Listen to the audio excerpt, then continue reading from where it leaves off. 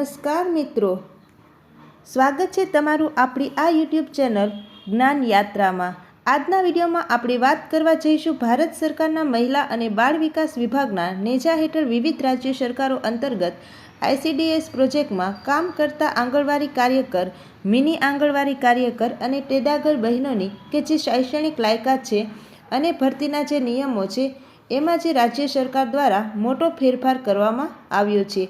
આ ફેરફાર આગામી ભરતીથી એટલે કે 2025માં આ રાજ્ય સરકારમાં કે જે આંગણવાડી કાર્યકર બહેનોની ભરતી આવશે એમાં આ નવા ફેરફાર છે કે જે મિત્રો ભરતીમાં લાગુ પડશે।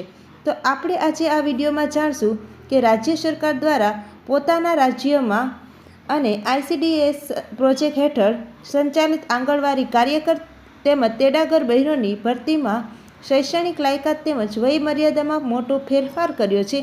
તો એને લઈને આ વિડીયોમાં વિગતવાર ચર્ચા કરીએ। મિત્રો, આંગણવાડીની વાત કરીએ તો સૌ જાણીએ છીએ તે પ્રમાણે આંગણવાડીમાં કાર્યકર બહેન અને તેડાગર બહેન તેમજ મિની આંગણવાડી કાર્યકર જ્યાં હોય, મિની આંગણવાડી કેન્દ્ર કે જે મિની આંગણવાડી કાર્યકર બહેન છે તેનું સંચાલન કરતા હોય છે।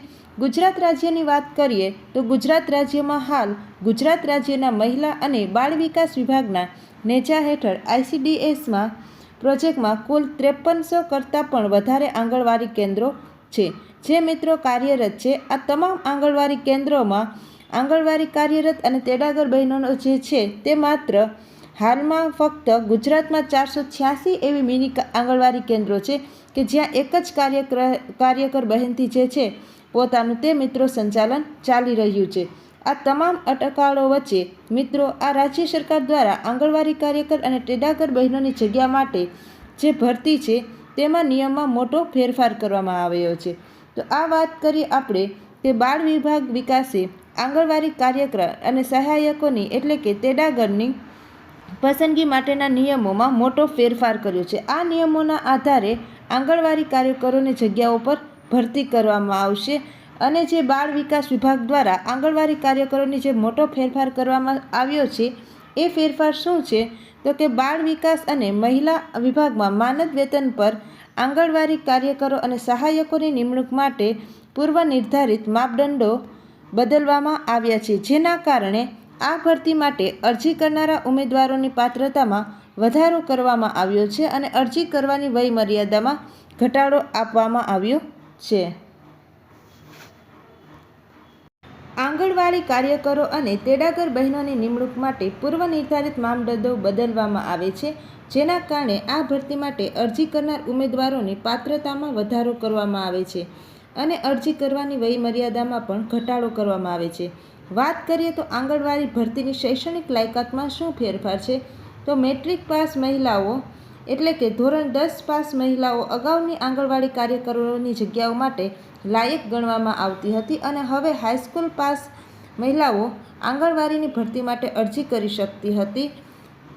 હવે આ શૈક્ષણિક લાયકાત બદલીને ઇન્ટરમીડિયેટ કરવામાં આવી છે, જ્યારે ગ્રેજ્યુએટ પાસ મહિલાઓ પણ હવે આંગણવાડી કાર્યકરોની જગ્યાઓ માટે પાત્ર બની શકે છે। અરજી કરવા માટે અગાઉ આંગણવાડી સહાયકોની જગ્યાઓ માટે અરજી કરવા માટે 5મું પાસ લાયકાત નિયત કરવામાં આવતી હતી, પરંતુ હવે વિભાગ દ્વારા તેમાં ફેરફાર કરવામાં આવ્યો છે અને આંગણવાડી સહાયકોની શૈક્ષણિક લાયકાત પણ આંગણવાડી કાર્યકર એટલે કે આંગણવાડી સહાયકની સમકક્ષ કરવામાં આવી છે। આંગણવાડી સહાયકની જગ્યાઓ માટે સ્નાતક મહિલા પણ અરજી કરી શકે છે। હવે વાત કરીએ આંગણવાડીની જગ્યાઓ માટે વય મર્યાદા વિશે। તો વય મર્યાદાની વાત કરીએ તો લઘુત્તમ વય મર્યાદા 18 વર્ષ છે અને મહત્તમ મર્યાદા 45 વર્ષ છે। તો ત્યારબાદ આ વિભાગ દ્વારા મહત્તમ વય મર્યાદામાં ફેરફાર કરવામાં આવ્યો છે। હવે આંગણવાડી કાર્યકર અને આંગણવાડી સહાયક બંને જગ્યાઓ માટે મહત્તમ વય મર્યાદા જે 45 વર્ષ હતી તેને ઘટાડીને 35 વર્ષ કરી દેવામાં આવી છે। આંગણવાડી કેન્દ્ર અને આંગણવાડી કેન્દ્રમાં આંગણવાડી તેડાગર અને જે કાર્યકર બહેનો છે તેમના જે શૈક્ષણિક લાયકાત અને વય મર્યાદામાં મહિલા અને બાળ વિભાગ વિકાસ દ્વારા ચેન્જીસ કરવામાં આવ્યા છે। તો હવે જે પણ ચેન્જીસ આવશે એનો વિડીયો આપણે ફરીથી બનાવીશું।